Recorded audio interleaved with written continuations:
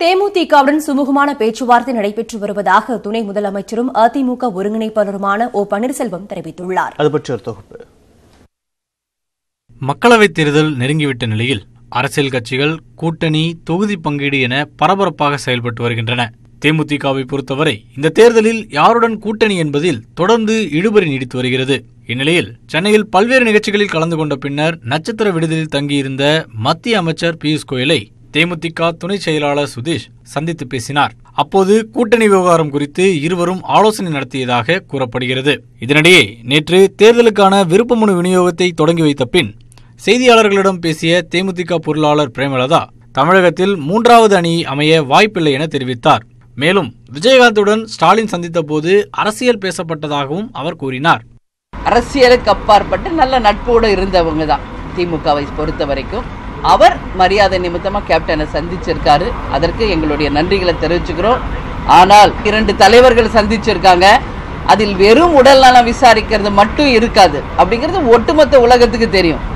So எல்லாமே பேசப்பட்டிருக்கிறது. ஆனால் உரிய நேரத்தில் கேப்டன் அவர்கள் யாருடன் எந்த கூட்டணி அப்படிங்கிறதை தலைவர் அவர்கள் அதிகாரப்பூர்வமாக தெரிவிப்பது தான் உறுதியானதாக இருக்கும். இந்நிலையில் மதுரை விமான நிலையத்தில் செய்தியாளர்களிடம் பேசிய அதிமுக ஒருங்கிணைப்பாளர் ஓ பன்னீர்செல்வம் தேமுதிகவுடன் சுமூகமான பேச்சுவார்த்தை நடைபெற்று வருவதாக கூறினார். இன்னும் ஓரிரு தினங்களில் கட்சியினுடைய எண்ணிக்கை அடியிலான கூட்டணி பேச்சு முடிவுற்று அதன் பிறகு அவரவர்களுக்கு எந்தெந்த தொகுதிகள் ஒதுக்கப்படும் என்பது முறைப்படியாக அறிவிப்பு சுமூகமாக நடைபெற்றுக் கொண்டிருக்கிறது. இன்னும் ஓரிரு தினங்களில் ஒரு நல்ல முடிவு எட்டப்படும் என்று தெரிவிக்கிறது. இதே கருத்தை தெரிவித்த அமைச்சர் ஜெயக்குமார் தேமுதிகவுடன் தொடர்ந்து பேசி வருவதாகவும் அதிமுகவின் கூட்டணி கதவுகள் திறந்தே உள்ளதாகவும் குறிப்பிட்டார். அந்த கட்சியில் அவங்க விருப்பம் பண்ணுவாங்க. அதுக்கு ஒரு பேச்சுவார்த்தை முற்று பெற்று விட்டது என்று எப்படி சொல்ல முடியும்? மதுரை மாவட்டம் திருமங்கலத்தை அடுத்த கள்ளிக்குடியில் நடைபெற்ற ஜெயலலிதாவின் பிறந்தநாள் பொதுக்கூட்டத்தில் பேசிய வருவாய்த்துறை அமைச்சர் RB உதயகுமார் அதிமுகவுடன் கூட்டணி சேர்ந்துவிடக்கூடாது என்ற கெட்ட எண்ணத்தில்தான் விஜயகாந்தை திமுக தலைவர் MK ஸ்டாலின் சந்தித்து பேசியதாக குற்றம் சாட்டினார். இப்ப போறாரு, அதுக்கு முன்னாடி திருநாவுக்கரசு போறாரு.